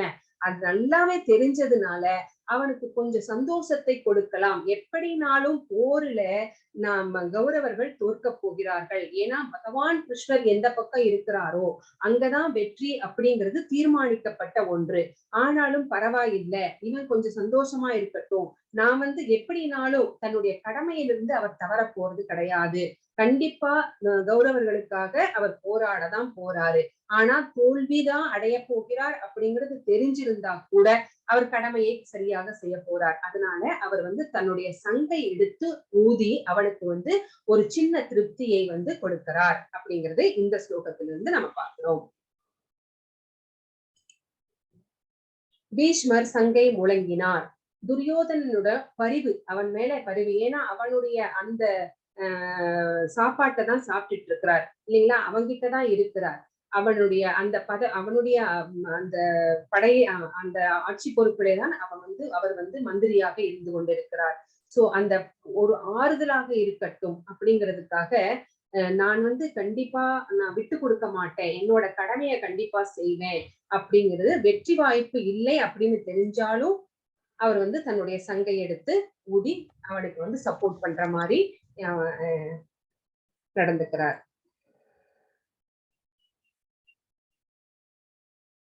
அடுத்த ஸ்லோகம் என்ன சொல்றதுன்னு பார்க்கலாம். தத சங்காஸ்ச பேர்யஸ்ச பணவானக கோமுகா சகசைவாப்யகன்யந்த சசப்தஸ்து முலோபவத். அப்புறம் அவர் ஃபர்ஸ்ட் சங்க முழங்கினதுக்கு அப்புறமா மத்தவங்க எல்லாம் அவர்களுடைய சங்குகளை முழங்குகிறார்கள். மத்தளங்கள், முரசுகள், கொம்புகள், தாரைகள் என அனைத்தும் ஒரே சமயத்தில் முழங்க அப்பேரொளி மிகவும் பயங்கரமாக இருந்தது. சோ எல்லாமே ஒரே சமயத்துல முழங்கினதுனால அங்கே பேர் இரைச்சல் ரொம்ப பயமா இருந்துச்சு. அதனால அந்த பேரிரைச்சல் மற்ற மிருகங்கள், யானைகள், குதிரைகள் எல்லாம் அணிவகுத்திருக்கிற மிருகங்களை மிரண்டு போகும் அளவு அந்த மாதிரி இருந்துச்சு அப்படின்னு இங்க சொல்லப்பட்டிருக்கிறது. அடுத்தது தத ஸ்வேஸ்தைர்ஹயை யுக்தே மகதிஷ்யந்தனே ஸ்திதௌ மாதவ பாண்டவஸ்சைவ திவ்யௌ சாங்கௌ பிரதத்மது. சோ அடுத்த தரப்புல பார்த்தோம் அப்படின்னா யார் இருக்கிறாங்க? பாண்டவர்கள் பக்கத்துல வெண்புறவைகள் பூட்டிய ரதம். அந்த ரதம் ரொம்ப பிரெஷியஸ், ரொம்ப ஸ்பெஷல் வேற. சோ அந்த ரதத்துல வெள்ளை குதிரைகள் பூட்டப்பட்டிருக்கிறது, 5 குதிரைகள். அதுல பகவானும் கிருஷ்ணரும் 2 பேரும் உட்கார்ந்து இருக்காங்க. அங்க பகவான் தன்னுடைய சங்கு பாஞ்சஜன்யத்தை எடுத்து ஊதுறாரு. சோ அது தெய்வீகமான சங்குகள். பீஷ்மர் சங்க ஒழிச்சு முடிச்சதுக்கு அப்புறம் இந்த பக்கம் பாண்டவர்கள்ல பகவான் எடுத்து ஊதுறார் அவருடைய பாஞ்சஜன்யம் அப்படிங்கிற சங்கு. சோ கிருஷ்ணர் பகவான் பாண்டவர்கள் பக்கத்துல இருக்கிறதுனால வெற்றி அவர்களுக்குத்தான் அப்படிங்கிறத சொல்லாமல் சொல்வது போல் இருந்தது அந்த சங்கொலி. ஜெயஸ்து பாண்டு புத்திரானாம் ஏஷாம் பக்ஷே ஜனார்தன. வெற்றி எப்போதுமே யார் பக்கம் அப்படின்னா பகவான் கூட யார் நல்லுறவு கொண்டிருக்கிறார்களோ, பகவான் மேல யார் பக்தி செலுத்துகிறார்களோ அவங்களுக்குத்தான் வெற்றி. சோ எப்போதுமே பகவான் மனசுல யார் இருக்கிறார்? தாயார், மகாலட்சுமி தாயார். எப்படிப்பட்டவர்? வெற்றியை அருளுபவர், செல்வத்தை அருளுபவர். அதனால வெற்றி பாண்டவர்களுக்குத்தான் அப்படிங்கிறது அங்கே நிச்சயமாக இருக்கிறது. சோ வெற்றியும் செல்வமும் பாண்டவர்களுக்காக காத்திருக்கிறது அப்படின்னு சொல்லப்பட்டிருக்கிறது. சோ அவங்க உட்கார்ந்திருந்த ரதம் ரொம்ப ஸ்பெஷல்னு சொன்னேன். அது அக்னி தேவனால் அர்ஜுனனுக்கு வழங்கப்பட்டது. அது எந்த திக்குகள்லையும் சென்றாலும் அது யாருமே தடுத்து நிறுத்த முடியாது அந்த ரதத்தை. அது எந்த திசையில போகிறதோ கண்டிப்பாக வெற்றி நிச்சயம். அப்படி ஒரு சிறப்பு வாய்ந்த அந்த ரதம்.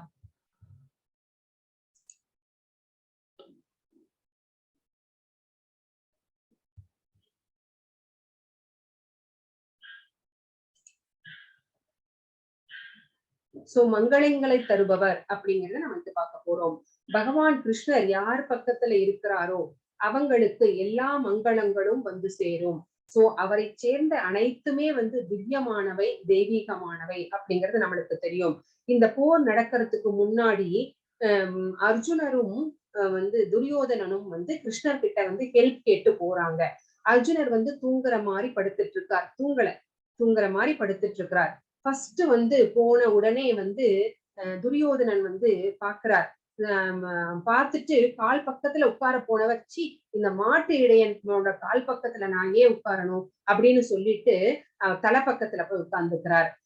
அடுத்தது அர்ஜுனர் வர்றார். அர்ஜுனர் வந்த உடனே அவருடைய பாதார பிந்தங்களை வந்து தொட்டு வணங்கி அவர் வந்து கால் பக்கத்திலேயே காலுக்கீழே உட்கார்ந்துக்கிறார். காலுக்கீழே உட்கார்ந்து கொஞ்ச நேரத்துல வந்து பகவான் எழுந்திருக்கிறார். எந்திரிச்சுமே யார பாப்பார்? காலடியில உட்கார்ந்துருக்கிற அர்ஜுனர் கிட்டதான் இல்லைங்களா, அவரை பாக்குறார். சோ பார்த்த உடனே வந்து தீர்மானம் பண்ணிடுறார். ஆனாலும் கேட்கிறார், இந்த போர்ல வந்து எங்களுக்கு ஹெல்ப் வேணும், உங்க ஹெல்ப் வேணும் அப்படின்னு கேட்கும் போது பகவான் என்ன சொல்றார் அப்படின்னா, எனக்கு வந்து 11 அக்ரோனி சேனைகள் இருக்கிறது, அந்த சேனைகளை வந்து யாருக்கு வேணுமோ எடுத்துக்கோங்க அப்படின்னு கேட்கிறார். உடனே வந்து துரியோதனன் வந்து ரொம்ப அவசரமா ஓடி வந்து எனக்கு உங்களுடைய படைகள் அனைத்தும் வேணும் அப்படின்னு சொல்லி கேட்டு வாங்கிக்கிறாப்புல. ஆனா அர்ஜுனர் வந்து என்ன சொல்றார், நீங்கள் வந்து என் கூட இருந்தா போதும் அப்படிங்கிறாரு. அதனாலதான் பகவான் வந்து ஒரு தேரோட்டியாக அர்ஜுனனுக்கு இருக்க சம்மதித்தார். சோ அதனாலேயே வந்து அவருக்கு பார்த்த சாரதி அப்படிங்கிற அந்த பேர் வந்துச்சு. சோ பகவான் எங்க இருக்கிறாரோ கண்டிப்பாக அங்கே வந்து ஜெயம் நிச்சயம். சோ பாண்டவர்களுக்குத்தான் வெற்றி அப்படிங்கறத வந்து எப்படி வந்து சில சிம்டம்ஸ் எல்லாம், அறிகுறிகள் எல்லாம் நம்மளுக்கு தெரிஞ்சிச்சு. எப்படி அப்படின்னா தெய்வீகமான சங்குகள்.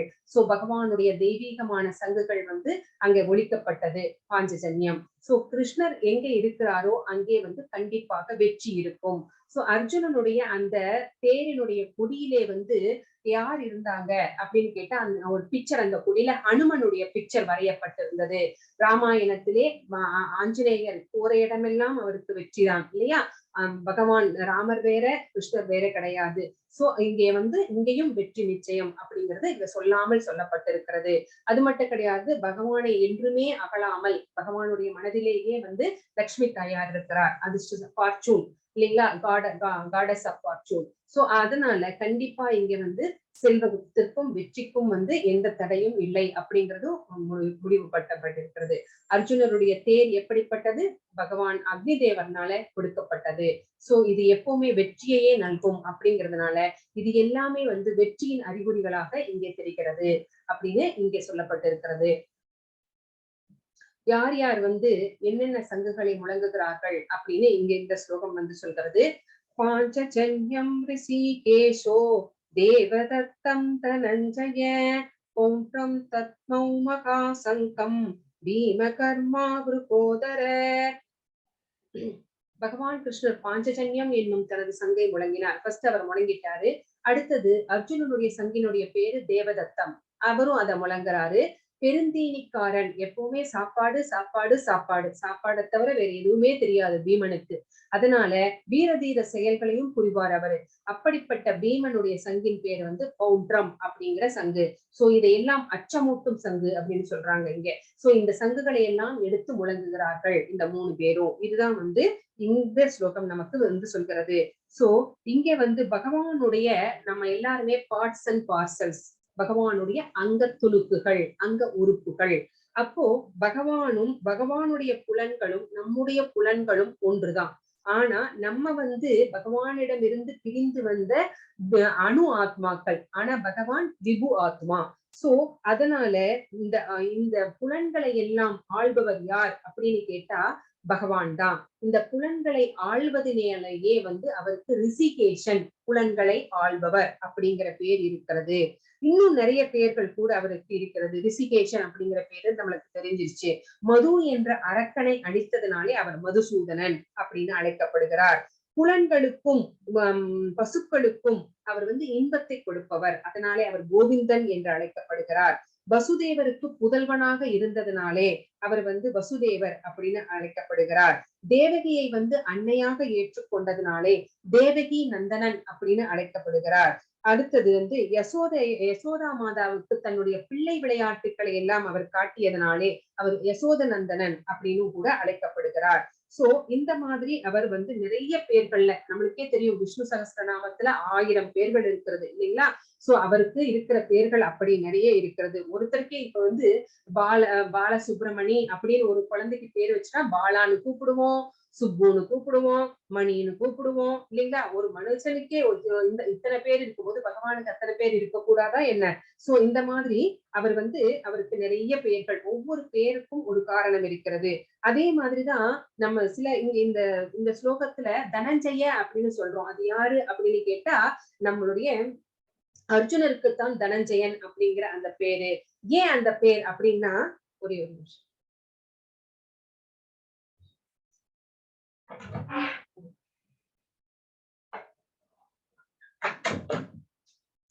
தனஞ்சயன் அப்படிங்கிற பேர் அவருக்கு ஏற்பட்டது அப்படின்னு கேட்டா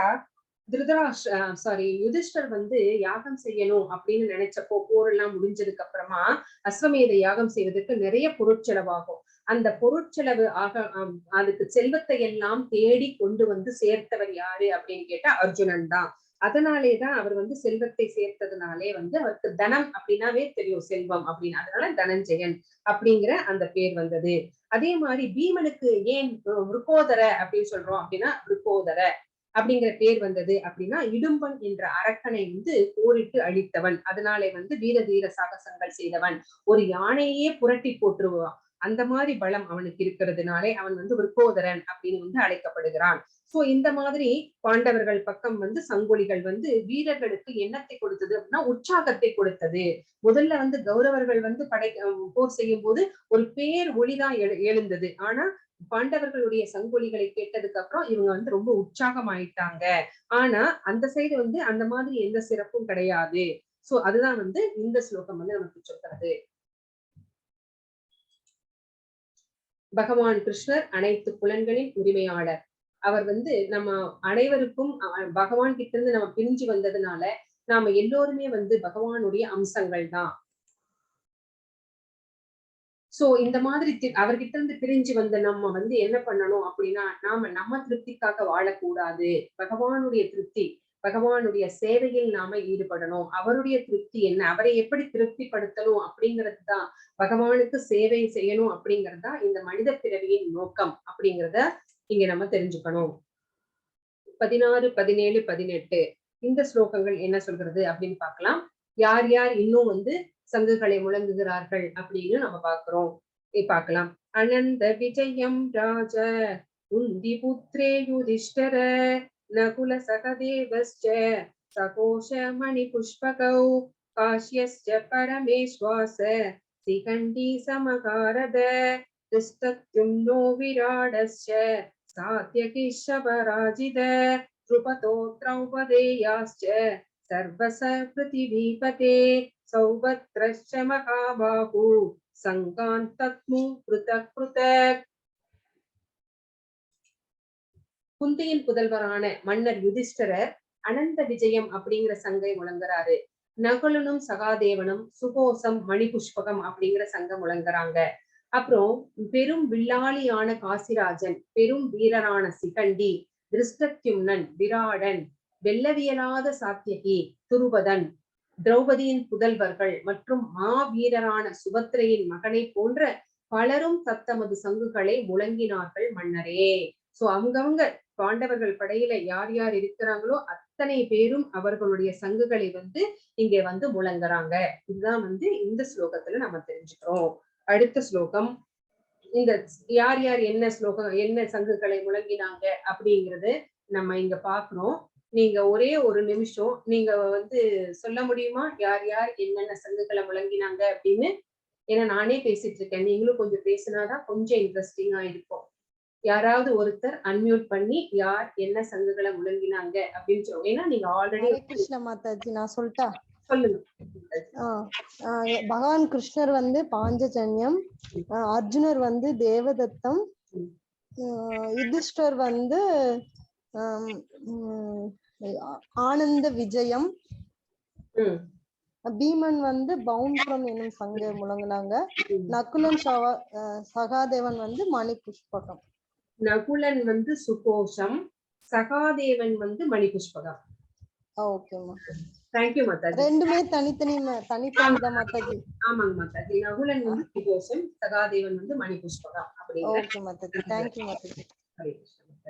கரெக்டா சொல்லுங்க. இங்க மறுபடியும் பார்த்திடலாம். கிருஷ்ணர் வந்து பாஞ்சஜன்யம், அர்ஜுனன் தேவதத்தம், யுதிஷ்டர் அனந்த விஜயம், பீமன் பவுண்ட்ரம், நகுலன் சுகோசம், சகாதேவன் மணிபுஷ்பகம் அப்படிங்கிற அவங்களுடைய தெய்வீகமான சங்குகளை வந்து முழங்குறாங்க. சோ இங்க நம்ம பாக்குறோம், சங்குகளுக்கே பேர் வச்சிருக்காங்க. ஆனா இப்ப நமக்கு என்ன, ஆதார் கார்டு கொடுத்து நம்மளுக்கு அதுல ஒரு நம்பரும் கொடுத்துட்டாங்க அப்படிங்கறதா இங்க சொல்லப்பட்டிருக்கிறது. சோ இந்த ஸ்லோகம் நம்மளுக்கு என்ன சொல்கிறது, இந்த மாதிரி சங்கொலி எழுந்ததுக்கு அப்புறமா என்ன நடந்தது அப்படிங்கறத நம்ம பார்க்கலாம். சகோஷோதார்த்த ராஷ்டிராணாம் ஹிருதயானி வியதாரயத் நபஸ்ஸ பிரதிபீம் சைவ துமுலோப்யனுநாதயான். சங்கொலிகள் வந்து எழுந்து பூமிக்கும் வானமும் நடுங்குமாறு எதிரொலிக்கிறது. சோ அந்த மாதிரி பேரொளியாக இருக்கிறது பாண்டவர்களுடைய சங்குகள். அந்த சங்கின் ஒளியை கேட்ட உடனேயே இந்த கௌரவர்களுடைய மனசு எல்லாமே நொறுங்கி போயிருச்சு, சிதறி போயிருச்சு. அவ்வளவு பலம் வாய்ந்ததாக இருந்தது. பீஷ்மரும் துரோணன் தரப்பினரான பிற சங்குகளை ஒழித்த போது பாண்டவர்களுக்கு ஏதாவது ஏற்பட்டதா? அந்த தரப்புல எந்த கலக்கமும் ஏற்படல. அந்த மாதிரி எதுவுமே இங்க சொல்லப்படல. ஆனா பாண்டவர்கள் தங்களுடைய சங்குகளை முழங்கின போது கௌரவர்களுடைய மனசு, இதயம் வந்து நொறுங்கி போயிடுச்சு. சோ இதன் காரணம் என்ன அப்படின்னா, பகவான் கிருஷ்ணர் பாண்டவர்கள் பக்கம் இருந்ததுதான். அந்த மிக பெரும் நாசத்திற்கு இடையேயும் வந்து பகவானை சரணடைபவர்கள் வந்து அச்சப்பட வேண்டியது கிடையாது. எவ்வளவு கஷ்டம் வந்தாலும் பகவான் மேல நம்பிக்கை இருந்தா, பகவான் வந்து தன்னை காப்பாற்றுவார் அப்படின்னு அசைக்க முடியாத நம்பிக்கை இருந்தா, ஒரு கலக்கமோ ஒரு அச்சமோ அவர்களுக்கு ஏற்படவே ஏற்படாது. இதுதான் நமக்கு வாழ்க்கைக்கான பாடம். இங்கே ராக்கே கிருஷ்ணா மாரே கே, மாரே கிருஷ்ணா ராக்கே கே அப்படின்னா என்ன அர்த்தம் அப்படின்னா, பகவான் ஒருத்தரை காப்பாத்தணும் அப்படின்னு நினைச்சிட்டா அவங்கள வந்து யாராலையும் அழிக்க முடியாது. ஆனா பகவான் ஒருத்தரை வந்து கொல்லணும் அப்படின்னு நினைச்சிட்டா, அழிக்கணும் அப்படின்னு நினைச்சிட்டா அவங்களை யாராலையும் காப்பாற்ற முடியாது. அதுதான் வந்து ராக்கே கிருஷ்ணா மாரேகே. யாரையாவது அவர் பாதுகாக்கணும்னு நினைச்சா அவங்களை யாராலையும் அழிக்க முடியாது. அவர் வந்து யாரையாவது அழிக்கணும்னு நினைச்சிட்டா அவங்களை யாராலும் பாதுகாக்க முடியாது. அதுதான் ராக்கே கிருஷ்ணா மாரேகே, மாரே கிருஷ்ணா ராக்கே அப்படின்னு. சோ இங்க யாரை காப்பாத்தணும்னு நினைச்சிருக்கிறாரு? பாண்டவர்களை காக்க வேண்டும். யாரை அழிக்கணும்னு நினைச்சிருக்கிறாரு? கௌரவர்களை அழிக்கணும்னு நினைச்சிருக்கிறாரு. ஏன் அப்படின்னா, ஒரு நெல்வயலில் இருக்கின்ற களைகளை போன்றவர்கள் அந்த கௌரவர்கள் அப்படிங்கிறது நம்மளுக்கு நல்லா தெரியும். சோ இந்த ஸ்லோகம் நமக்கு என்ன சொல்கிறது அப்படின்னு நம்ம பார்க்கலாம். அத விவஸ்திதான் கஸ்ட்ரா தார்தராஷ்டிரான் கபித்வஜ பிரவருத்தே சஸ்திர சம்பாதே தனிருத்தம்ய பாண்டவ ரிஷிகேஷம் ததா வாக்கியம் இதமாக மகீபதே. இப்போ அந்த சமயத்தில் அனுமனின் கொடியை தாங்கிய தேரில் அமர்ந்திருந்த பாண்டுவின் மகன் அர்ஜுனன் தன்னுடைய வில்லை ஏந்தி எய்ய தயாரானான். சோ ரெண்டு பக்கமும் சங்குகள் முழங்கிருச்சு. இப்ப அடுத்தது என்ன? போர் தான் ஆரம்பிக்க போகுது. சோ போர் செய்ய தயாராக இருக்கிறார் அர்ஜுனர். அப்போ மன்னரே அணிவகுக்கப்பட்ட படையில் திருதராஷ்டிரரின் மைந்தர்களை கண்டவுடன் பகவான் ஸ்ரீ கிருஷ்ணரை நோக்கி அர்ஜுனன் பின்வருமாறு கூறினான். சோ அணிவகுக்கப்பட்ட படையில் சோ அந்த பக்கம் யார் இருக்காங்க அப்படின்னு அர்ஜுனர் பார்க்கிறார். அங்கே திருதராஷ்டிரருடைய அந்த கௌரவர்கள், அதாவது தன்னுடைய பெரியப்பா மகன்கள் தான் நின்றுகிட்டு இருக்காங்க. பார்த்த உடனே பகவானை திரும்பி பகவானை பார்த்து சொல்றார். என்ன சொல்றார் அப்படின்னு நம்ம இப்ப இந்த ஸ்லோகத்துல பார்த்திடலாம். அவர் என்ன சொல்றார்? போர் தொடங்க போவதாக இருந்தது. பகவான் கிருஷ்ணரால் போர்க்களத்தில் யாரு வழி நடத்துறாங்க? பாண்டவர்களை. சோ நல்ல முறையில் அணிவகுக்கப்பட்டிருக்கிறது பாண்டவர்களுடைய மனம், படை.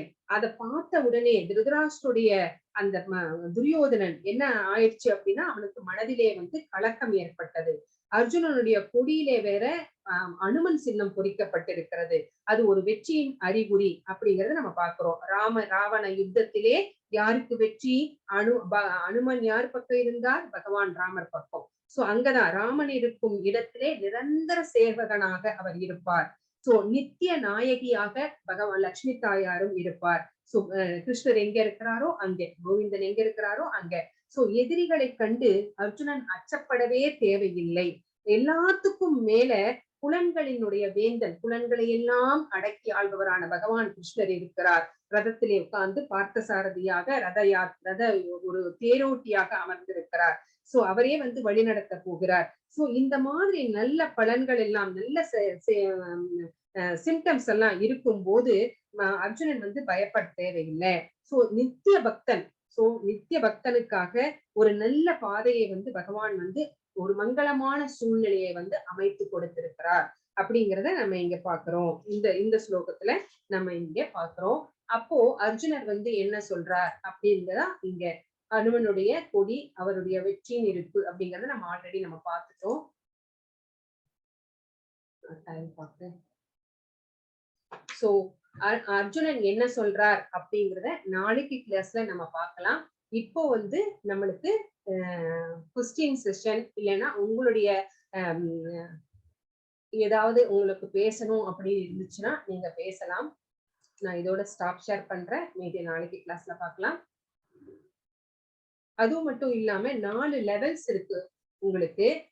லெவல் 2, லெவல் 3, லெவல் 4, லெவல் 5 அப்படிங்கிற லெவல்ஸ் எல்லாம் இருக்கு.